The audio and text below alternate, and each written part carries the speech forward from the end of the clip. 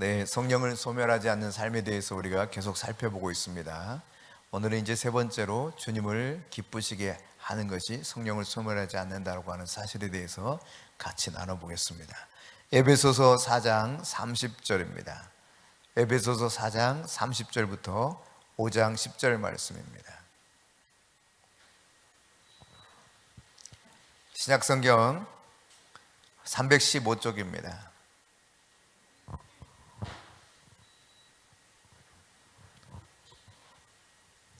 에베소서 4장 30절부터 5장 10절까지 하나님의 말씀을 함께 받들어 읽습니다. 하나님의 성령을 근심하게 하지 말라. 그 안에서 너희가 구원의 날까지 인치심을 받았느니라.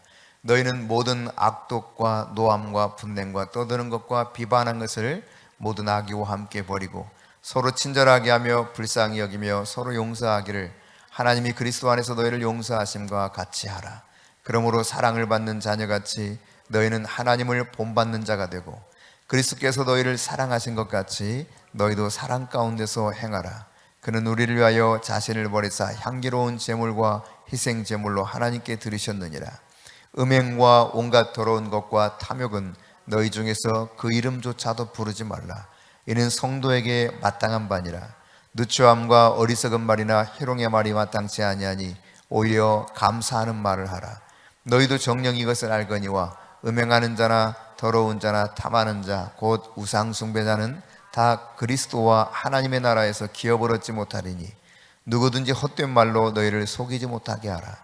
이로 말미암아 하나님의 진노가 불순종의 아들들에게 임하나니 그러므로 그들과 함께하는 자가 되지 말라. 너희가 전에는 어둠이더니 이제는 주 안에서 빛이라. 빛의 자녀들처럼 행하라. 빛의 열매는 모든 착함과 의로움과 진실함에 있느니라. 주를 기쁘시게 할 것이 무엇인가 시험하여 보라. 아멘. 우리가 가까운 사람들과 함께 시간을 많이 보내게 되면은 그 사람이 무엇을 기뻐하는지 무엇을 싫어하는지 알게 됩니다. 정말 어떤 것을 기뻐하는지를 조금씩 알아가면서 배우게 되죠. 그런 우리가 이제 그 만남을 가지면서 시간을 지낼 때 서로 여러 가지 시도를 해봅니다. 이거를 좋아하는지 싫어하는지. 또 그러다가 기뻐할 줄 알았는데 그것을 했더니 싫어해요. 이런 실수도 합니다. 그러니까 좋은 선한 의도를 가지고 나가서 뭔가를 기쁘게 해보려고 시도하지만 도리어 그것을 상대방을 좋지 않게 하는 경우도 있는 이러한 실수를 계속 반복해 가면서 이거를 좋아하는구나, 이거를 싫어하는구나. 아마 부부간의 삶을 살더라도 이렇게 경험적으로 내 남편과 내 아내가 좋아하는 것은 이것이고 싫어하는 것은 이것이구나 알게 될 거예요. 그런데 여러분, 내가 사랑하는 사람을 기쁘게 하는 일 하다 보면 그 상대방만 기뻐집니까? 나에게도 그 기쁨이 옵니까? 그렇죠. 내가 누군가를 사랑하면서 그 사람을 기쁘게 하다 보면 그 기쁨이 사실은 나에게 더해요.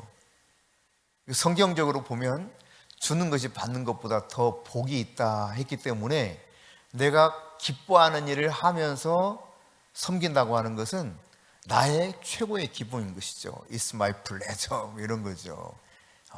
정말 내 기쁨이 되는 거예요. 근데 이게 어떤 것을 진짜 기뻐하는지 혹은 싫어하는지는 여러 차례 시도해 보다가 알게 되죠.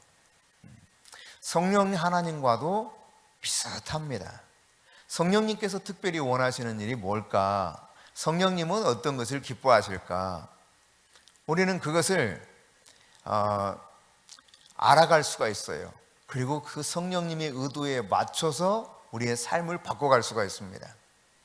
또 성령님은 마땅히 그렇게 하기를 원하셔요. 우리가 주님이 기뻐하시는 것, 성령이 기뻐하시는 것을 선택하고 행동하기 원하신다는 사실을 여러분이 성령님을 알면 알수록 잘 알게 될 것입니다. 오늘 읽었던 본문 5장 10절에도 보면 주를 기쁘시게 할 것이 무엇인가 어떻게 하라고 그랬어요? 시험하여 보라.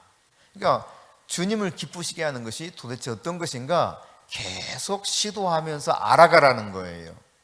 그러니까 내가 주님을 기쁘시게 하는 것은 충분히 성취될 수 있는 일이다 이 말입니다. 나는 주님을 기쁘시게 할 수가 없어. 이거는 사실은 믿는 자로서 정말 말이 안 되는 핑계에 불과한 것이죠. 주님을 기쁘시게 하는 것이 무엇인가 시험해 보라. 계속 시도해 보는 거예요. 시험해 보는 거예요. 그러다 보면 이거는 정말 주님이 기뻐하시는구나.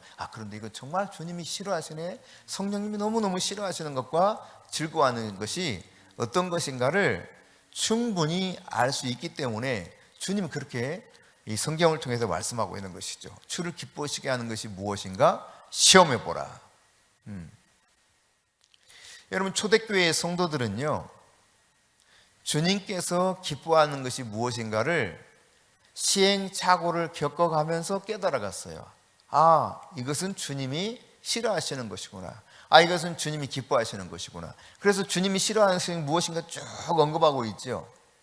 물론 사도 바울을 통해서 성령께서 주셨던 것이지만 이러한 일들을 실제로 삶을 통해서 경험하게 되는 거예요. 시행착오를 끊임없이 겪으면서 주님이 진짜 기뻐하는 게 이거구나.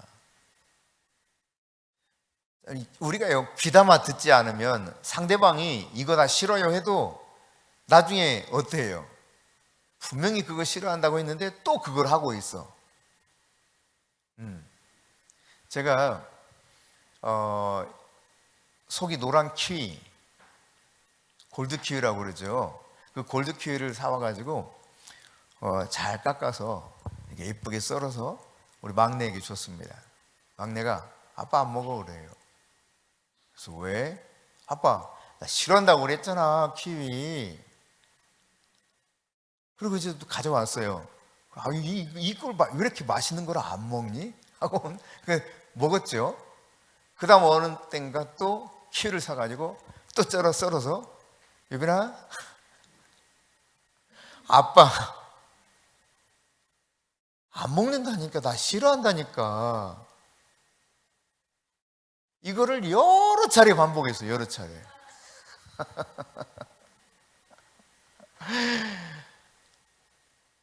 또 얘가 이제 시큼한 걸 싫어해요. 그래서 사과도 또 별로 좋아하지 않습니다. 사과를 또 깎아가지고 유빈아 아빠 싫어 안 먹을게요. 또 뭐 어떤 때는 갈아가지고 유빈아 제발 주지 마세요. 왜? 싫어한다니까. 요즘에는요 이제 안 줍니다. 계속 시행착오를 하는 거예요. 내가 그만큼 귀 기울여 듣지 않는 거지. 그러니까 우리가 성령님이 기뻐하시고 싫어하시는 것을 분명히 밝히기도 하셨어요. 그러나 시행착오를 겪으면서 진짜 싫어하시는구나, 이거를 계속 반복해서 깨달아가요. 그러나 분명한 것은 어떤 것을 기뻐하시고 어떤 것을 싫어하실 것인가 알 수 있다는 사실입니다. 이러기 위해서는 많은 시간을 함께 보내야 돼요, 성령님과. 그래야 성령님이 어떠한 것을 싫어하시는지 어떠한 것을 좋아하시는지 구체적으로 알 수가 있습니다. 성경은 성령을 근심케 하지 말아라 오늘 말씀하고 있죠. 그러니까 이 경고를 우리가 잘 받아들여야 됩니다. 그럼에도 불구하고 마치 내가 유빈이가 싫어한다는 키위, 또 별로 좋아하지 않는 사과를 열심히 갈아가지고 먹을래? 이거 꼭 한 잔만 먹어라 주면요 억지로 먹으면서 기분 나빠해요. 주는 저는 어때요? 안 좋지 당연히. 그러니까 우리 성령님께 우리가 다가갈 때 열심히 성령님 기쁘게 한다고 하는 일이 성령님 그렇게 할 수가 있어요, 실상. 그러니까 성령을 근심케 하지 말라, 이게 30절 말씀 아닙니까? 하나님의 성령을 근심하게 하지 말라. 근데 참 미안해요. 근심하게 하지 말라는 건 너무 잘해. 우리가 조금 더 이렇게 살펴보면 너무 잘할 수 있어요. 근심하게 하지 말라는 일은 너무 잘하고 기쁘시게 하라고 하는 일에는 굉장히 더뎌요. 참 못된 이 죄악된 본성이 아직도 제대로 안 벗겨져 가지고 이렇게 우리가 살아가요. 그러나 성경은 우리에게 정말 확실하게 말씀하고 있죠. 경고하면서 성령을 근심하게 하지 마라. 근데 이 초대교회 성도들보다 우리가 훨씬 뭐라고 할까, 이로운 점이 있어요. 그건 다른 것이 아니라 초대교회 성도들보다는 우리는 적어도 27권의 성경을 더 가지고 있다는 사실이에요. 그들은 구약 성경밖에 없었거든요. 근데 우리는요 66권 신구약 전체 성경이 주어졌습니다. 따라서 성령 하나님이 무엇을 기뻐하시고 무엇을 즐거워하시는지 그들보다 더 명확하게 알 수 있는 진리가 우리 손에 쥐어졌다는 사실입니다. 이런 측면에서 보면 초대교회 사람들보다 우리가 훨씬 유리해요. 유리해. 여러분 인정해요? 그렇죠? 네. 분명히 그들에 비해서 훨씬 우리는 유리한 측면 속에서 살아가고 있습니다. 그러나 여러분 우리에게 이 진리의 말씀을 통해서 그분의 뜻이 무엇인가 밝혀주고 있는 성경만 우리가 가지고 살아가고 성령 그분으로부터 직접적으로 음성을 듣지 않으려고 한다면 자칫하면 성령을 소멸케 될 수도 있다는 사실이에요. 지난 시간에도 말씀드렸습니다마는 내 양은 내 음성을 듣는다 그랬거든요. 성령 하나님은 계속 우리에게 말씀하기 원하시고 주님은 말씀하기 원하세요. 하나님은 계속 그의 백성들과 대화하기를 원하셔요. 가장 기본적이고 온전하신 뜻이 성경에 기록되어 있지만 지금도 성령님은 직접적으로 우리에게 찾아오셔서 각 사람에게 찾아오셔서 말씀해 주고 있다는 사실입니다. 그분의 음성을 들으면서 그분의 인도를 받아야 우리가 이 성령님을 어떻게 하면 기쁘게 할 수 있는가, 이것을 깨달아 갈 수 있게 되는 거예요. 그러니까 성령님을 기쁘게 하기 위해서는 그러니까 이 성령님과의 경험이 필요한 것입니다. 많은 경험이 필요해요. 많은 경험이. 예수님과 많은 시간을 가지면 가질수록 예수님에 대해서 잘 알 수 있는 것처럼 성령 하나님과 우리 주님과 많은 시간을 가질 때 비로소 성령님께 내가 민감해질 수가 있게 돼요. 그렇지 않으면 그냥 여러분도 그렇잖아요. 예를 들어서 어떤 정보를 알 수가 있습니다. 정보, 누군가에 대한 정보.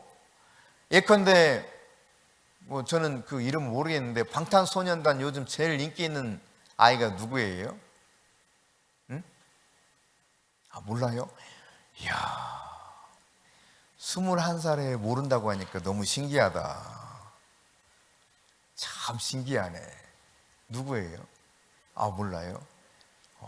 21살 엄마가 모른다니 참 그것도 신기하네. 어쨌든 말이죠, 우리 막내가 좋아하는 옛날 그 아이돌, 그 아이는 김준수입니다. 김준수 맞나? 김준수가? 준수. 요즘에는 이제 그 뮤지컬도 하고 방송에도 나와서 무슨 심사도 하고 막 이러더라고요. 그 준수만 나오면 입이 벌어져. 지금도. 야, 네 나이가 몇인데 그렇게 지금까지 걔만 나오면 그렇게 좋아하냐. 저는 걔 때문에 이제 김준수를 알았어요. 근데 여러분 보세요. 김준수에 대해서 싹 빼고 있어. 그러니까 키는 어떤지, 출생은 몇 년도 몇 월 며칠인지, 무슨 혈액형은 뭔지 다 알고 있어요. 굉장히 많이 알고 있어요. 무슨 출연하면서 어떤 일이 있었는지, 또 어떤 일로 인해서 무슨 문제가 불거졌는지, 현재는 어떤 활동을 하고 있는지 다 알고 있어. 그런데 여러분, 그러면 김준수를 잘 아는 거예요? 제가 연애를 한 2년 반, 3년 조금 못되게 하고 결혼했나 그래요. 근데 제법 안다고 생각했죠. 근데 살아보니까 모르는 게 너무 많더라고. 너무 많아. 그래서 이야, 이런 모습이 있었네. 계속 마치 양파 껍질 까면 계속 나오는 것처럼 모르는 게 너무 많아. 무엇을 좋아하는지 무엇을 싫어하는지도 모르는 게 너무 많았어요. 근데 이제 한 30년 가까이 사니까 이제 조금 알 것 같아. 예. 살면서 경험적으로 무엇을 좋아하는지, 진짜 싫어하는 것은 뭔지 이걸 조금 깨달아 갑니다. 마찬가지입니다, 여러분. 지식적으로 우리가 알 수는 있어요. 그렇지만 경험을 하지 못하면은 나와 하나님 사이에서 성령님이 무엇을 기뻐하는지 무엇을 싫어하는지 이걸 잘 모릅니다. 그냥 한낱 지식에 불과할 때가 너무 많아요. 실제로요. 예를 들면 이렇게 생각해 보세요. 육체의 욕심을 이루지 말라. 분명히 주님이 말씀하셨어요. 육체의 소욕에 따르지 말고 살아라. 근데 그것이 각 사람마다 그 시기마다 성령 하나님께서 그 사람에게 말씀하시는 게 있거든요.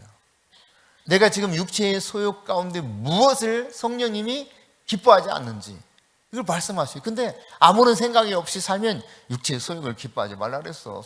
육체의 소욕을 즐거워하지 말아래. 이거 알고는 있는데 그냥 무심결에 그렇게 살아가요. 성령님과 관계가 깊어지지 않는 한 어떤 것인지를 이해 못하는 거죠. 이컨대 또 아주 단순하게 용서하라 그랬잖아요. 용서하라. 근데 이 용서라는 것을 지극히 내 범주 내에서 생각해요. 내가 이 정도는 그래도 용서 잘하는 사람이야 이렇게 생각하는 거예요. 그런데 성령님이 말씀해 주시는 것은 차원이 너무 달라. 이걸 경험적으로 알아가는 거예요. 심지어 내 속을 막 후벼 파는 사람도 완전히 용서하라고 성령님이 그러신단 말이에요. 성령님께서 진짜 내가 원하는 수준이 아니라 그분이 원하는 지고지순한 수준이 있구나. 이거를 경험하면 할수록 그 깊이와 넓이와 높이 이런 것들을 깨달아 알아가는 거예요. 완전히 차원이 달라요. 그러므로 여러분이 계속 성령님을 알아가면서 시간을 많이 그분과 보내시고 그리고 그 속에서 성령께 민감함을 배워갈 수 있기를 바랍니다. 그분이 말씀하실 때마다 성경을 통해서 선포되는 말씀을 통해서 공동체를 통해서 자연을 통해서 또 직접적으로 말씀하시는 이 모든 말씀하시는 과정을 통해서 여러분이 성령님께 민감하게 반응하는 훈련을 해나가야 돼요. 대체로 이런 민감하지 못하고 둔감하게 살아가는 그 부류의 사람들이 가족에서 일컫자면 남편, 아버지들이 대체로 둔감합니다. 저만 그런가? 의아하다는 듯이 바라보지 마시고 대체로 그래요. 그래서 이야기해도 또 그때 알았어요. 그러다가 지나가면 또 그러고 있어. 지난번에도 얘기했는데 또 그런다고. 그러네. 미안해요. 근데 또 그래. 이게 말이죠. 1년, 2년, 3년, 5년, 10년 간다니까. 참 쉽지 않아요. 내가 주의 깊게 듣고 나의 사랑하는 사람에게 내가 원하는 것을 해주는 것조차 이렇게 쉽지 않아. 성령님과 살아가는 가운데서 내가 성령님께 민감하게 살아간다고 하는 것이 결코 쉬운 일이 아니에요.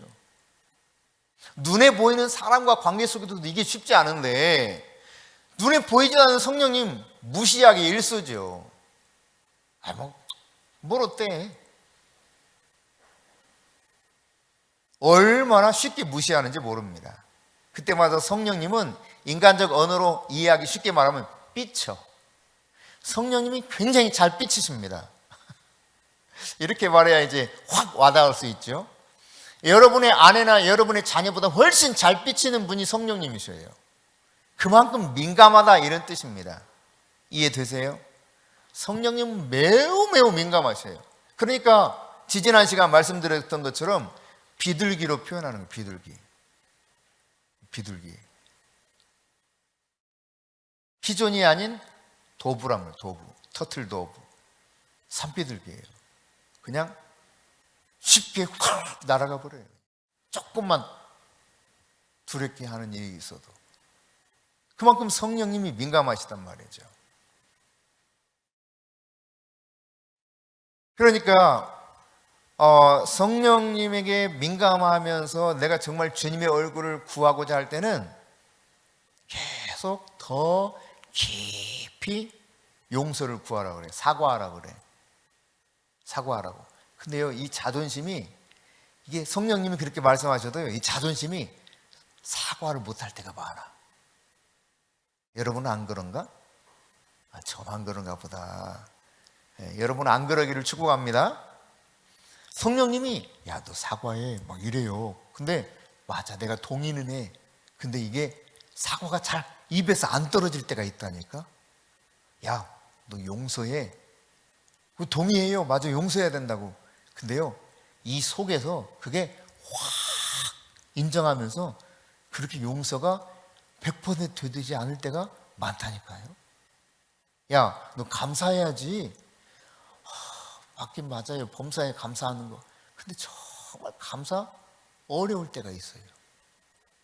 막 설교를 준비합니다. 설교를 준비하는데 제일 많이 일어난 것 중에 하나가, 이게 설교를 준비하면 민감해지거든요. 좀 집중해야 되고. 그러다 보면 약간만 거슬려도 어때요? 화가 나. 그러니까 설교는 막 해나가야 되겠고, 준비는 해나가야 되겠고.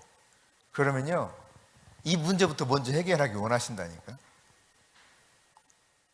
관계부터 먼저 해결하기 원하셔요. 그게 성령님이셔요. 한때 내가 이제 여보 이래저래 해서 미안해. 그러면 당신 또 설교해야 되니까 그러지?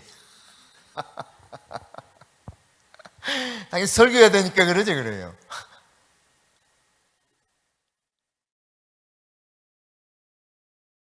그럼 성령 하나님이 말씀하시는 것에 따라가는 것이 더 중요하다는 사실을 우리가 생각해야 됩니다.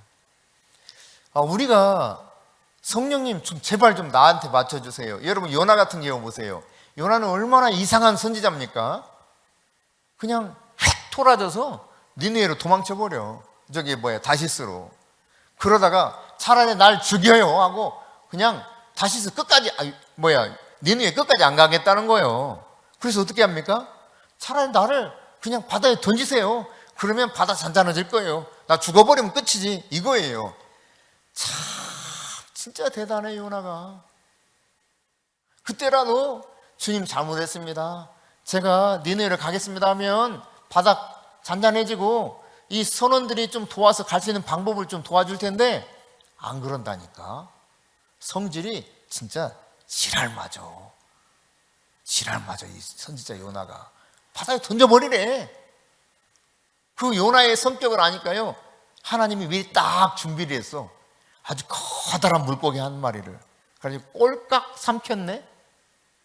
그래서 거기서 이제 회개하잖아요. 그래서 획 하고 육지에 토해놨어요. 그래서 이제 니느웨를 갑니다. 니느웨 가가지고 외치긴 해요. 외치긴 하는데 성질이 바락바락 나. 왜?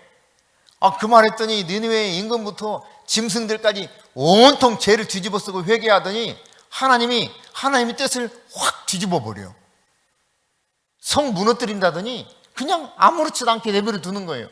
그러니까 이게 막 화딱지가 나는데 날씨가 더운데요, 다행히 하나님이 이 요나를 또 달래주려고 박넝풀 하나를 잘 자라게 했어요. 그래서 그늘을 만들어줬습니다.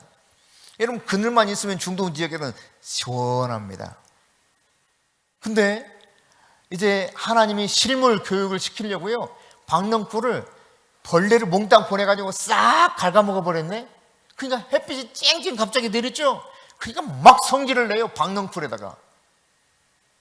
그러니까 하나님 뭐라고 그럽니까? 야 요나야, 너 성질 내는 것이 옳으냐? 그러니까 요나가 뭐라고 하는 줄 알아요?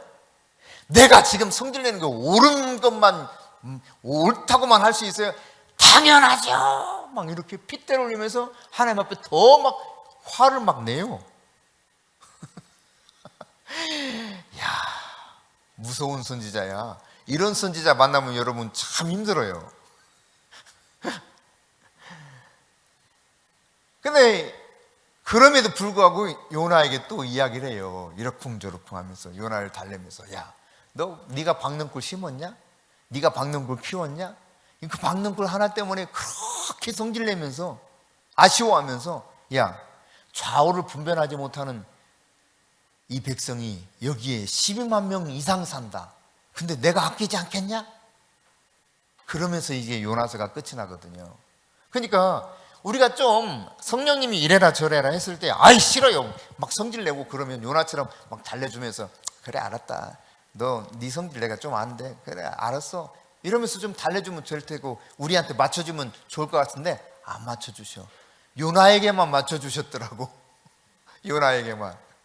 그러니까 여러분 요나처럼 되고 싶으면 괜찮아요. 한번 이게 죽었다가 살아나고 싶으면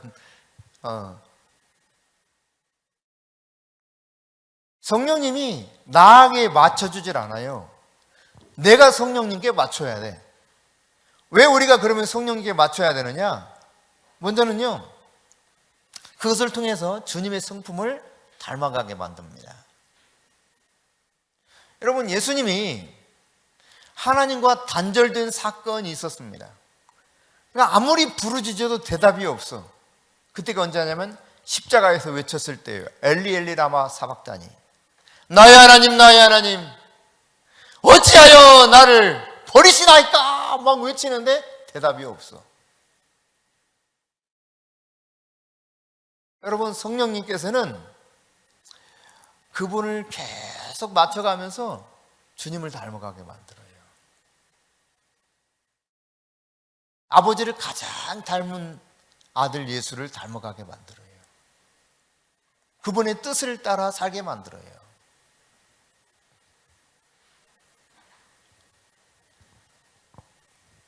그런가 하면 여러분, 성령님께 왜 내가 맞춰가게 하느냐? 이것을 통해서 더 큰 순종을 배우게 하시는 것입니다. 사무엘하 6장에 보면 다윗 왕이 예루살렘에 법궤를 운반해 가려고 해요. 그래서 법궤를 이제 운반해 가는 과정 속에 어떤 일이 벌어지냐면 말이지 소가 막 불뚝불뚝 뛰는 거야. 그러니까 법궤를 이제 수레에다 싣고 갔는데 법궤가 막 떨어지려고 하는 거죠. 그 순간 웃사가 팍 법궤를 잡습니다. 안 떨어지게. 그것만 보면 잘한 거예요, 못한 거예요? 잘한 거잖아요, 그렇죠? 아니에요? 잘한 거잖아. 그 순간만 생각해 보면 법궤가 떨어져올래. 내가 잡았어. 잘한 거지. 덜썩 떨어지면 그거 얼마나 그래요. 법궤를 잡았는데 이것으로 인해서 웃사는 즉사해 버렸습니다. 그러니까 사실 다윗이 이때 잘 몰랐어요.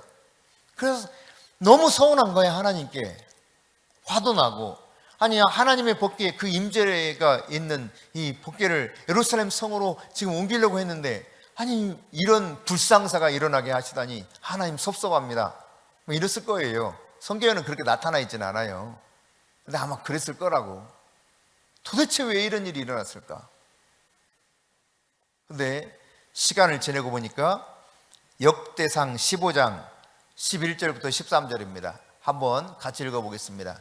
자, 다윗이 제사장 사독과 아비아다를 부르고 또 이 레위 사람 우리엘과 아사야와 요엘과 스마야와 엘리엘과 암미나답을 불러 그들에게 이르되 너희는 레위 사람의 지도자이니 너희와 너희 형제는 몸을 성결하게 하고 내가 마련한 곳으로 이스라엘의 하나님 여호와의 궤를 메어 올리라. 전에는 너희가 매지 아니하였으므로 우리 하나님 여호와께서 우리를 찢으셨으니 이는 우리가 규례대로 그에게 구하지 아니하였음이라 하니. 아멘. 왜 이런 불상사가 일어났는가를 하나님의 법도와 규례를 통해 확인해 보니까 잘못됐다는 걸 알게 된 거예요. 소의 수레에 옮기면 안 되는 거야. 레위인이 메고 갔어야 되는데 이거를 제대로 안 한 거죠. 그래서 이제 깨닫고 이렇게 합니다. 그러자 사무엘 상하 6장 14절부터 19절에 보면 이제 이렇게 쭉 어깨에 메고 노래하면서 찬양하면서 예루살렘 성으로 입성하는 모습을 보여주고 있어요. 그러니까 여러분, 우리가 성령의 감동을 받고 이거를 해야 돼, 그렇게 그 감동에 따라서 할 수 있어요. 그런데 성경의 진리를 잘 모르면 문제가 생길 수 있어. 또 성경의 진리만 알고 성령의 감동과 그의 음성을 듣지 못하면 움직이질 않아, 사람들이 잘. 이 두 가지가 같이 있어야 되는 겁니다. 이 두 가지를 통해서 계속 더 온전한 순종이 무엇인지를 배워가는 거예요. 다윗이 감동을 받아서 지금 법궤를 옮기다가 문제가 생긴 거 아니에요. 성령의 감동과 그분의 음성을 듣는 지식의 말씀이 있었을지라도 진리를 따라서야 되는데 진리를 미처 생각하지 못했던 것입니다. 그러므로 여러분, 진리의 말씀과 더불어서 하나님의 성령의 인도하심을 잘 받아가는 가운데 내가 더 온전한 순종의 길로 나아가려면 바로 성령님께 내가 더 맞춰가야 된다고 하는 것을 깨달아 알 수 있을 것입니다. 어떤 목적지를 가기 위해서 우리는 과거에 지도를 사용했죠. 지도를 보고 갑니다. 그리고 지도를 확인하고 길에 있는 사인, 표지판을 보고 가다가 잘못 갔어. 그러면 어떻게 다시 지도를 확인하고 다시 돌아와서 갑니다. 이런 경우가 여러 차례 있죠. 모르는 도로를 가다 보면. 그런 것처럼 똑같아요. 우리가 성령의 음성을 따라가지만 잘 가고 있는지 확인할 수 있는 것 중에 하나는 바로 성경이에요. 잘못 가고 있구나. 그럼 방향 전환해서 바르게 가야 되겠죠. 그러면서 진짜 순종이 어떤 것인가, 더 온전한 순종이 어떤 것인가, 이것을 깨달아 알아가게 되는 것입니다. 세 번째로, 왜 우리가 성령님께 맞추면서 살아가야 되느냐? 그것은 죄에 대한 인식을 더 길러가기 위해서 그럽니다. 죄에 대해 민감해지기 위해서, 성령을 근심하지 않게 하기 위해서, 이렇게 표현해도 좋을 것 같습니다. 여러분, 요한일서 1장 8절에 보면 자신이 죄가 없다고 하는 사람은 하나님을 거짓말쟁이라고 하는 사람이래요. 그러니까 여러분, 우리에게 죄가 있다는 겁니까? 없다는 겁니까? 죄가 다 있다는 이야기예요. 죄가 없다고 하는 사실 자체가 스스로 속이는 거야. 하나님도 거짓말쟁이로 여기고 나도 스스로 속이는 존재가 되는 것이고. 근데요, 이 성령님을 잘 모를 때는 자기가 죄가 별로 없는 줄 알아. 그런 사람 꽤 있습니다. 대체로 바른 생활하는 사람들, 이분들이 이런 부류에 속할 가능성이 있어요. 바른 생활 안 하는 사람들은요, 자기가 죄인인 것은 알아. 근데 굉장히 바른 생활하는 이런 범생이과에 속하는 분들은요, 자기가 그다지 죄가 없는 줄 알아. 아주 큰 착각이거든요. 여러분, 성경에서 가장 거룩한 사도 중에 한 사람, 그러면 여러분은 누구를 떠올립니까? 누가 생각나요? 저는요, 그냥 즉각적으로 떠오르는 사람 중에 하나가 바울이에요. 바울. 물론 사도 요한도 대단한 분입니다만 바울이 떠올라요. 바울.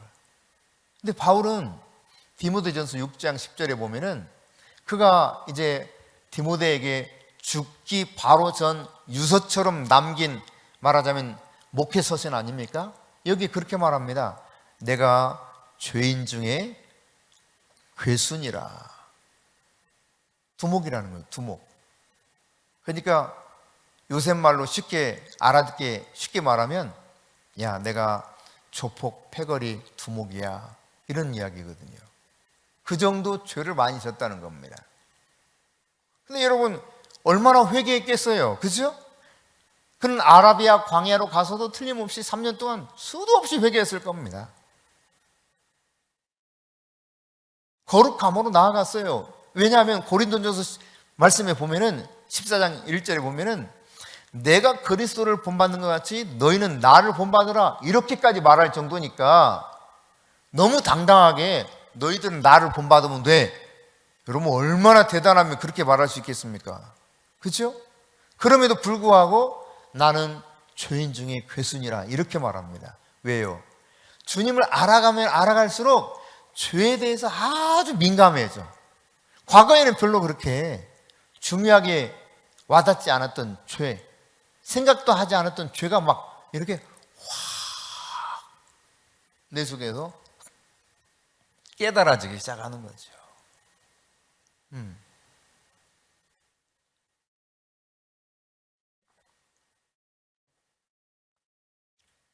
그러니까 여러분이 하나님을 인식할수록 죄에 대한 인식의 폭이 굉장히 넓어지고 깊어집니다. 아, 이게 죄구나. 이걸 깨달아가게 돼요. 그렇지 않을 때는 그냥 굉장히 자유분방한 사람처럼 죄를 범하면서도 아주 자유롭게 살아갑니다.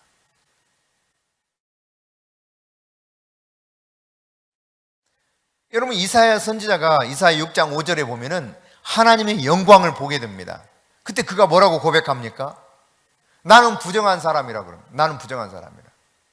나는 입술이 부정하던 백성이라는 거예요. 그러니까 다른 건 모르겠지만 적어도 이사야 자신이 하나님의 영광을 볼 만한 그런 소질이 못 되는다는 것을 자신이 너무 잘 아는 거야. 나는 부정한 사람인데 그 하나님의 영광을 봤다는 이야기죠. 두려운 것입니다. 굉장히 두려운 거예요. 그러니까 하나님을 알면 알수록 내 죄악이라고 하는 것이 낱낱이 다 드러나기 때문에 성령님이 조명해서 다 비춰주셔요. 기억나지 않았던, 생각하지 못했던 것까지 다 생각나게 하셔.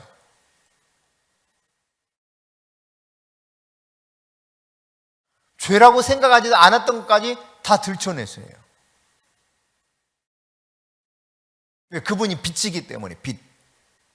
어둠을 다 드러내셔요. 그래서 어둠을 몰아내십니다. 우리가 회개할 때 쫙 몰아내셔요.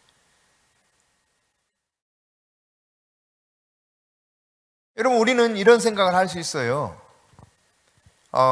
눈으로 보이는 죄에 대해서만 그래 내가 죄를 졌어. 맞아. 이렇게 생각할 수 있죠. 그러니까 소위 세상에 속된 어떤 행동을 했을 때, 사악한 어떤 짓을 했을 때 저러면 안 되는데 이런 거. 아주 예를 들어서 그냥 구체적인 예를 들어봅시다. 지난번에 우리 그 권사님이 그런 표현 하시던데, 사실 이제 영화의 상당 부분은 우리의 영성을 떨어뜨릴 가능성이 매우 큽니다. 그래서 이제 아마 그 당시 김 목사님께서 영화 보지 말아라 이렇게 말씀하셨을 거예요. 제가 충분히 이해를 합니다. 자, 그런데 여러분 생각해 보세요. 영화관에 안 가, 야한 옷차림 안 입어, 어떤 분은 심지어 여름에 바닷가도 가지 말라고 그래요. 왜? 유혹받는다고, 유혹에 빠진다고 그렇게까지 말씀하시는 분이 있어요. 그러니까 그만큼 여러분 인간은 약한 존재예요. 충분히 그럴 수 있거든요. 근데 이런 부분들을 조심해서 안 하는 것, 이것만 우리가 죄라고 생각하고 살아가면서 나는 다른 이들에 비해서 거룩해, 만일 이렇게 생각한다면 이것 또한 큰 오류를 범하는 것입니다. 제가 아까 말씀드린 범생이과의 사람들이 이렇게 살아가요. 이것이 나쁘다는 말이 아니라 이것은 가장 기본적인 베이스고요. 실상은 눈에 보이지 않는 게 더 중요한 거예요. 그럼 눈에 보이지 않는 거, 별로 그렇게 깊게 와닿지 않는 거, 예를 들면 사람의 마음에 감정을 상하게 하는 거. 여러분, 뭐 우리야 그렇진 않은데 이제 큰 교회에서 예배를 딱 마치고 쫙 썰물처럼 빠져나갈 때 일어나는 현상 중에 하나, 어떤 것이 있을까요? 빨리 상상해봐. 예? 큰 소리로 이야기해 보세요. 예? 부딪히는 거. 부딪힌 거는 그래도 좀 괜찮아. 죄송해요 뭐 이렇게 하기도 하고 그러는데, 좀 그런 매너 없이 또 가면 좀 마음 상하기도 하죠. 근데 그거보다 더 이렇게 부딪히긴 부딪히는데 심각하게 부딪히는 일들이 생길 수 있어요. 얼마 지나지 않아서 어떤 일들이 있을까요? 응? 밀어요? 아니 그래 밀어. 진짜 밀기도 해요. 여의도 순복음교회 같은 경우는 어느 때 미냐면 나갈 때 미는 게 아니라 들어갈 때 밉니다. 들어갈 때. 좀 깜짝 놀랐어요 진짜. 제가 탐방하면서 그 교회에서 예배를 한번 주일날 드렸는데 제가 이제 예배 시간 예를 들어 9시 예배면 9시 5분 전에 도착했어. 10분 전인가. 근데 이미 문이 닫혔어. 왜? 너무 꽉 차서 들어갈 수가 없대. 그래가지고 밖에 오돌오돌 떨고 있었습니다. 겨울인데 다음 예배 드리기 위해서 거기서 줄 서서 기다리는 거야. 계속 오는 대로 줄 서는 거야. 그래서 1시간 이상 기다렸다 줄 서다가 그래서 문이 열렸어요. 이제 그 나가는 문이 있고 들어가는 문이 따로 있더라고. 문이 열렸어. 그래서 앞줄이니까 앞에 3명인가 4명 우리 이제 친구들 3명이 갔는데 느긋하게 걸어갔죠. 막 사람들이 정신없이 막 밀치고 뛰어가는 거야. 그래서 제가 속으로 저 사람들 도대체 왜 저래? 아니 저 정신없이 왜 저래? 아이고 이게 웬걸이요. 걸어갔더니 자리가 없어. 맨 앞에 있었는데 자리가 없어. 그 순간 자리 싹 사라져 버렸어요. 2층에 올라가도 저 끄트머리 겨우 앉았어. 야 대단하대. 그런 밀치는 것은 있어야 돼. 나갈 때는 안 밀치더라고. 근데요 나갈 때 이제 요즘 많이 부딪히는 것 중에 하나가 뭐냐면 주차장에서 빨리 차 빼줘요 이러면서 이제 싸우기 시작해. 이게 쉽게 일어날 수 있는 일입니다. 근데 우리가 아무렇지도 않게 생각하고 막 감정대로 막 해버릴 수 있거든요. 그렇잖아요. 나만 그런가? 나 옛날에 많이 그랬거든. 저 신한빌딩 있는 그쪽에 무슨 빌딩 이름 생각이 안 나네. 신한은행 건물에 있는 그쪽에 우리 있을 때요. 근데 그 사람들 너무했어요. 전화하면 전화도 안 받아버려. 안 내려와. 그럼 난 신방 약속이 있는데 안 빼줘 차를. 어느 때는 1시간 기다려도 안 나와버려요. 얼마나. 그것도 그 사람들은 주차할 권리가 없는 사람들이야. 나는 주차할 권리가 있는 사람이고. 아이고 얼마나 힘들었는지 진짜 힘들었어요. 나중에는 경비 아저씨한테 날마다 불렀어. 아이고 제발 좀 이거 좀 해결해 주세요. 그러면 경비 아저씨가 대신 싸워주셨어. 나중에는 지혜가 생기더라고. 처음에는 그냥 마음은 급한데. 여러분 그러니까 우리가 당연하다고 생각하고 마땅하다고 여기는 어떤 일들에 있어서 마음 감정 상하게 하는 일들이 많이 있을 수 있다니까요. 여러분 자신도 그런 일들을 많이 하면서 급하게 차선 변경할 때 있거든요. 남이 급하게 차선 변경해서 들어오면 어떻습니까? 아이고 입이 가만히 있지 않을 수가 있다니까. 상대방은 안 들어도. 그러니까 우리가 말이죠 이런 것들은 대수롭지 않게 생각할 수가 있어요. 하지만 성령님은 이 모든 것으로부터 우리가 죄에 대해서 민감하게 인식하기 원한다는 거죠. 참 그래서 어려운 거예요. 성령님과 함께 사는 게.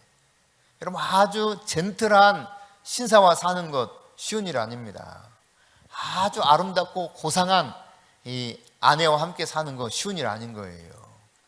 맞추는 게 쉬운 게 아닌 거예요. 그게 마찬가지예요. 성령님은 너무너무 부드러운 분이거든요. 그분은 죄에 대해서 특별히 이렇게 민감하셔요. 자, 그 다음 성령을 왜 우리가 그분께 맞춰야 되느냐? 근심하게 하는 것이 뭔지를 경험적으로 알아가기 위해서 성령께 자꾸 맞춰야 돼. 이렇게 하면 근심하시는구나. 이거 알아가기 위해서. 그래야 우리가 성령님이 근심하는 것이 뭔지를 제대로 알아가거든요. 그게 이제 4장 30절부터 5장 7절까지 성령님이 근심하는 것이 무엇인가를 쭉 가르쳐 주고 있잖아요. 근데 이걸 가르쳐 준다고 해도 이거 그냥 한 귀로 듣고 한 귀로 흐른다니까. 근데 이거를 성령님과 함께 경험해 가면 그렇지. 진짜 싫어하시는구나. 이거 근심하시는구나. 이거 알게 돼요. 우리의 성도의 목표는요, 성령께서 근심하지 않고 우리 속에서 언제든지 계속 지속적으로 살아가는 거예요. 그게 성도가 추구하는 목표가 되어야 돼요. 성령님이 근심하지 않고 나와 즐겁게 사는 것.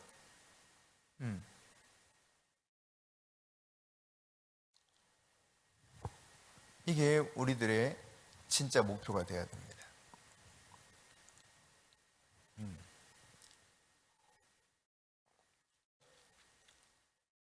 근데 여러분, 우리가 성령님께 민감하게 반응하는 훈련을 계속 하다 보면요, 성령님이 무엇을 근심하는지, 무엇을 기뻐하시는지 금세 알게 돼요. 그게 확 금방 와요. 어떤 것을 하면 성령님이 불편해 하시는지 그냥 깨달아져요. 그러니까 계속해서 여러분이 이 성령님께 민감하게 반응하는 훈련을 해보세요. 그러면 성령님을 근심하게 하는 것이 어떤 것인가를 너무너무 쉽게 분별할 수 있게 돼요. 그러니까 하나님이 그런 신호를 주셔요. 감지하도록. 내가 이거 싫어한다 너. 이렇게 신호를 주셔, 신호를. 여러분, 그런 신호 잘 오던가요? 야, 너 왜 내가 싫어하는 일을 해? 이런 신호 잘 와요? 성령님으로부터? 오면 감사한 거야. 안 오면 지금 문제가 있는 거예요. 와야 돼요. 야, 내가 너 왜 싫어하는 일을 또 하려고 그래? 여러분, 우리가 관계 속에서 내가 싫어하는 일을 왜 하려고 그래? 윤희, 너 아빠가 싫어하는 일을 왜 하려고 그래? 이런 말 들은 적 있지? 이모가 싫다니까 왜 그래? 이런 말 들은 적 있지?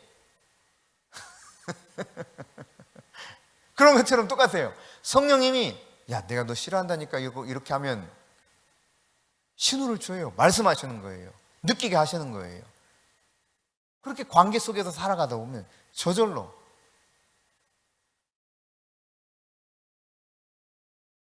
그럼 하나님이 그렇게 싫어하시는 것에 대한 사인을 주시면 어떻게 해야 돼요? 내가 하던 일을 멈춰야 돼. 하던 말을 돌이켜야 돼. 이런 말을 좋아하지 않으시구나. 딱 입을 닫고 입을 도리어 다른 말을 해야 되죠. 누추한 말들은 아예 입 밖에 꺼내지도 말래잖아요.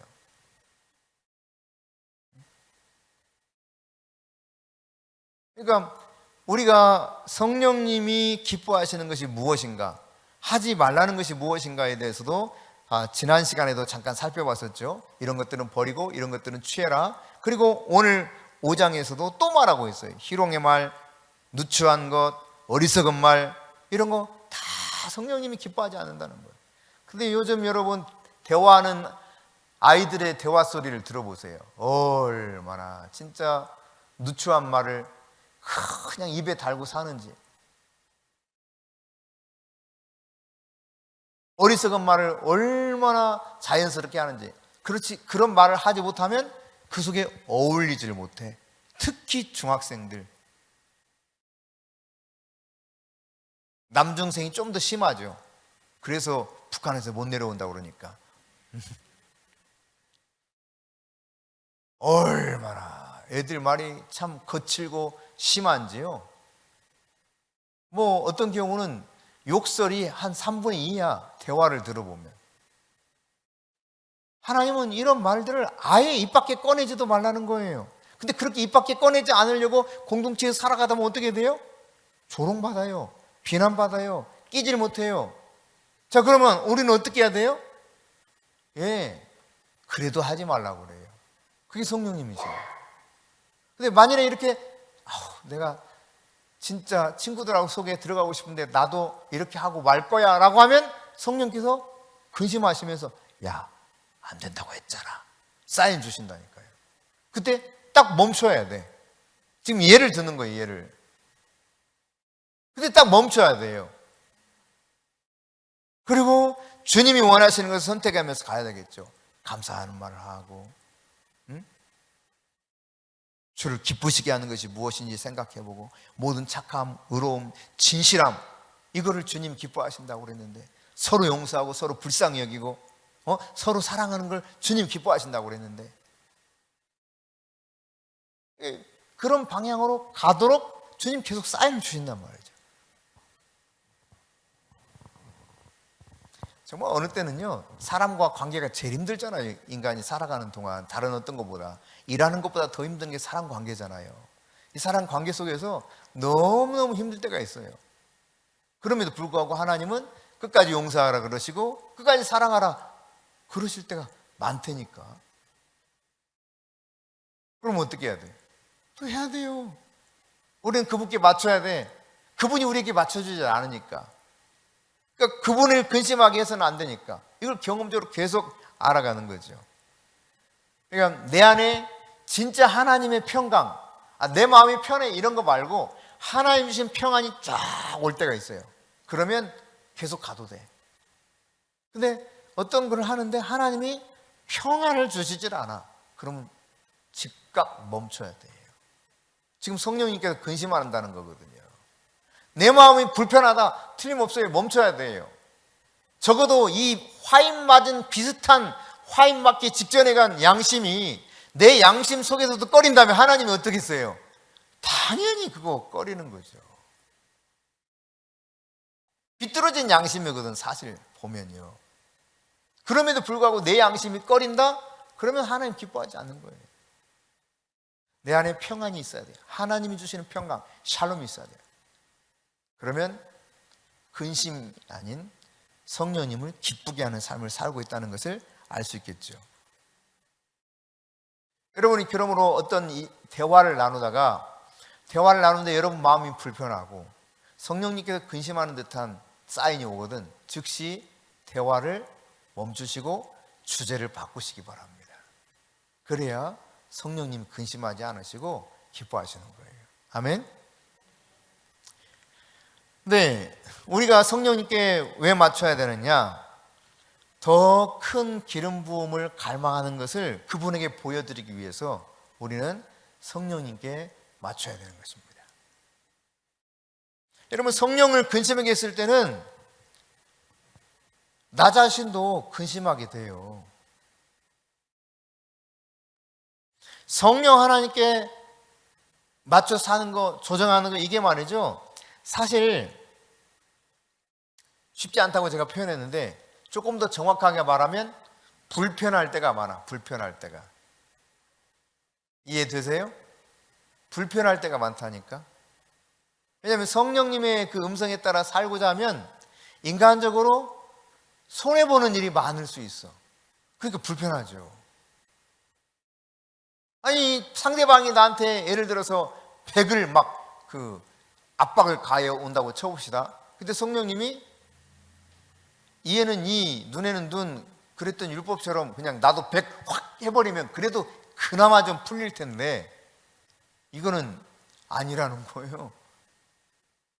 십자가에서 이 율법을 완성시킨 주님은 너희들이 악함 때문에 그런 법을 만들어줬던 거지 지금 동일하게 그렇게 갚으라고 한 것이 아니라 산상수훈을 통해서 말씀하시는 것처럼 오히려 반대죠. 속옷을 달라는 자 겉옷까지 주라. 저는 사실 이게 잘 이해가 안 됐었어요. 그 당시 문화를 이해하지 못했을 때는 아니 어떻게 속옷을 달라고 하냐 사람이. 아니, 겉옷 달라는 것도 아니고 참 희한하네 이 사람들. 그런데 겉옷이 굉장히 중요한 자산 가치가 있는 거라 비싸고 그래서 그 사람들에게는 이 겉옷은 이불처럼 사용하기도 하고 굉장히 비싼 거예요. 그러니까 그때서야 이 문화를 알고서야 속옷 달라면 겉옷까지 주라는 게 그런 의미여서 조금 달라면 많이 주라는 거구나. 그때 깨달았는데요. 억지로 어디로 가자면 뭐라고 그랬어요? 예수님이 즐거이 심리를 가져래. 그냥 그래 알아서 내가 같이 놀아줄게 심리 가는 동안 이런 거 아니에요. 짐을 몽땅 노마 병사가 짊어지고 야 이거 여기서부터 저 2kg 운반해놔 이러면 네 알겠습니다. 제가 기꺼이 해드리죠. 기쁘게 4kg를 운반해 주라는 거예요. 그 무거운 짐을. 그런 의미입니다. 할 수 있겠어요? 그것도 적이 왼수 같은 일제시대로 치면 일본 군사가 오른뺨을 맞으면 왼뺨을 돌려드래. 할 수 있겠어요? 뺨 맞으면 얼마나 자존심 상하고 기분 나빠요. 군대에서 어쩔 수 없이 돌려대지만 아유, 제가 잊을 수가 없어요.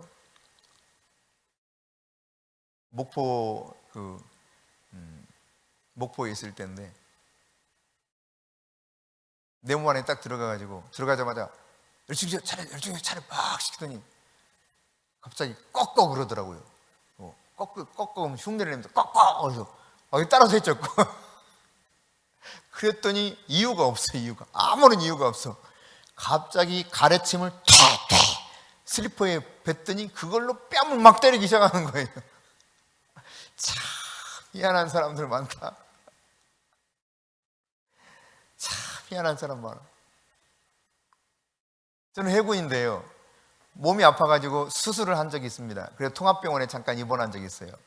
거기서 군가를 부르는데 또 그날은 육군가를 부르지.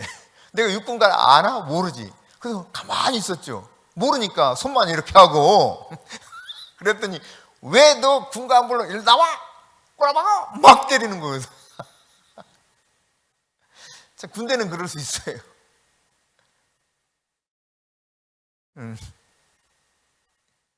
근데 그럴 때 어떻게 해? 정말 불편한데 용서해야 돼. 용서해야 돼. 그러니까 성령님의 그 뜻에 따라서 내가 성령께 맞춰가는 건 굉장히 불편하다니까요. 속에서 부글부글 하는 것도 성령님이 싫어하죠. 참 억울한 일을 당해도. 그러니까 성령님께 맞춰가는 게 인간적으로 보면 쉬워, 어려워? 굉장히 어려워요. 근데 진짜 성령에 내가 사로잡히잖아요. 성령 충만하잖아요. 그것도 기꺼이 됩니다. 감사함으로 됩니다. 근데 내가 성령 충만하지 못하면 너무 불편해. 하긴 해야 되겠는데, 흉내는 내긴 내야 되겠는데, 이게 불편한 진실 중에 하나야. 그럼에도 불구하고 우리는 성령기에 맞춰서 그렇게 하는 훈련을 해야 된다 이 말입니다. 이제까지 전혀 문제되지 않았던 것도 성령님께 맞춰 살다 보면 문제가 된다니까. 문제가.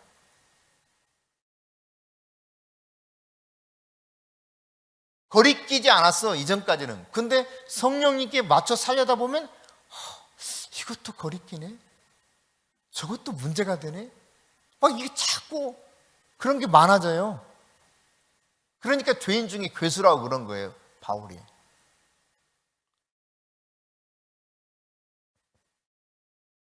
이해되시죠? 예를 들어서 이렇게 생각해 보세요. 잠을 내가 매일 마음대로 늦게까지 자든 말든 이렇게 생각할 수도 있잖아요. 그렇죠? 물론 휴식을 위해서 그렇게 잘 수도 있겠죠. 그렇지만 매일 그렇게 한다고 가정해 봅시다. 근데 성경은 뭐라고 말하느냐? 부지런하래. 부지런하래. 게으르지 말고 부지런하여. 그 다음 덧붙이고 있어요. 열심을 품고, 게다가 한 가지 더 플러스, 주를 섬기라. 게으르지 말고 부지런하여 열심을 품고 주를 섬기라. 근데 이전에는 내가 왜 그렇게 부지런하게 열심을 품고 주를 섬겨야 돼? 이런 마음을 충분히 가질 수 있죠. 근데 정말 성령님께서 그 말씀을 통해서 나에게 확 진리를 깨닫게 하면 이게 말이지 그렇게 살 수가 없게 되는 거예요. 근데 이거를 그냥 무시하고 지나가는 거지. 별로 그렇게 상관이 없어. 응? 그래서 더 큰 기름 부으심을 하려고 더 큰 기름 부으심을 받기를 갈망하면 할수록 성령님은 더 나의 못된 습관까지 하나하나 막 깨우쳐 주시고 바꾸려고 하시는 거예요. 그분을 환영하기 원하시는 거죠. 이게 불편해지죠. 이전과 다른 삶을 살아가야 되기 때문에. 여러분, 하나님의 사람, 백성, 하나님의 백성은 사실상 이 땅에 사는 유한한 존재이긴 하지만 그러나 영적으로 보면 초자연적인 존재입니다. 우리를 하나님의 아들이라 말할 뿐만 아니라 심지어 성경은 하나님의 신이라는 표현까지 쓰고 있어요. 그러니까 우리가 예수 그리스도와 동일한 그 레벨에 올라간 존재로 취급하고 있거든요. 그분은 맏아들, 우리는 둘째, 셋째, 넷째. 저 꼬라비일지 모르지만 동일해요. 아버지가 같고 동일한 계보에 올라가서 예수 큰형님이야. 예수 큰오빠고. 이 성경적인 내용을 쉽게 설명하자면, 그러니까 그렇기 때문에 예수님이 초자연적으로 산 것처럼 우리도 마찬가지로 초자연적인 삶을 사는 것은 당연한 것입니다. 그렇다면 여러분, 초자연적인 삶을 살려면 그 기름 부음 없이 가능해요? 불가능하죠. 그래서 우리는 더 큰 기름 부음을 사모할 수밖에 없어요. 그 더 큰 기름 부음을 사모하면서 우리는 그 기름 부음을 부어주시는 성령님을 환영하는 겁니다. 여러분, 오늘 또 성령님 환영한 적 있습니까? 여러분은 구체적으로 여러분 입술을 통해서 성령님 환영합니다, 오시옵소서 해본 적 있어요? 아마 대부분 거의 안 하실 겁니다. 이런 기도를요. 그러나 굉장히 중요한 기도 가운데 하나가 뭐냐면 매일매일 해야 되는 예수 그리스도의 십자가의 피로 그 보혈로 나를 덮는 거예요. 나를 보호하는 기도. 더불어서 성령님을 환영하는 기도. 이 기도는 필수적으로 해야 됩니다. 여러분, 예를 들어서 내가 우리 장로님 댁에 방문을 갔습니다. 띵동띵동띵동 방문을 갔어. 근데 딱 장로님 문을 여시더니 웬일이에요? 막 하신다면 얼마나 당황스럽겠어요. 그렇죠? 자, 그러나 주인 되신 장로님이 막 반갑게 맞으면 방문자인 저도 어때요? 더불어서 막 기분이 좋아지죠. 똑같아요. 내가 성령님을 환영하면 성령님도 기뻐하셔.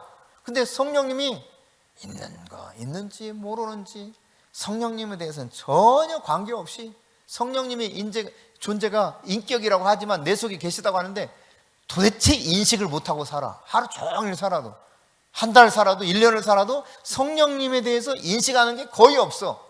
그리고 그분을 환영하지 않아요. 늘 성령님이 똑똑 찾아오시거든요. 이거는 이렇게 하는 게 어떻겠니? 똑똑. 그때마다 대놓고 화내. 나한테 왜 이러시는 거예요 도대체? 나는 날마다 이렇게 손해만 보라는 거예요? 뭐 인상을 팍팍 쓰면서 성령님은 그냥 확 무한을 줍니다. 그럼 성령님은 추측 근심하면서 알았다, 내가 잘못 찾아왔나 보다 이러시는 거예요. 이해되세요? 제가 다시 갈게요. 자, 우리 장로님 찾아갔는데 장로님이 막 갑자기 화를 내시면서 이 시간에 왜 오셨어요? 내 초청하지도 않았는데 왜 오셨어요? 그러면 장로님 제가 죄송합니다. 제가 잘못했나 보네요. 제가 착하게 했나 봐요. 예, 안녕히 계세요 하고 올 거 아니에요. 성령님 똑같다니까. 성령님 계속 녹화하죠. 매일매일. 그러니까 성령님 우리가 환영해야 돼. 같이 해봅시다. Good morning, Holy Spirit. Good morning, Holy Spirit. 발음도 잘 안 되네. 막 이 붙어가지고. 이 책 제목이 이런 제목이 있어요. 한글로는 안녕하세요 성령님이라고 하는 책으로 번역이 됐습니다. 유명한 베니인의 책인데요.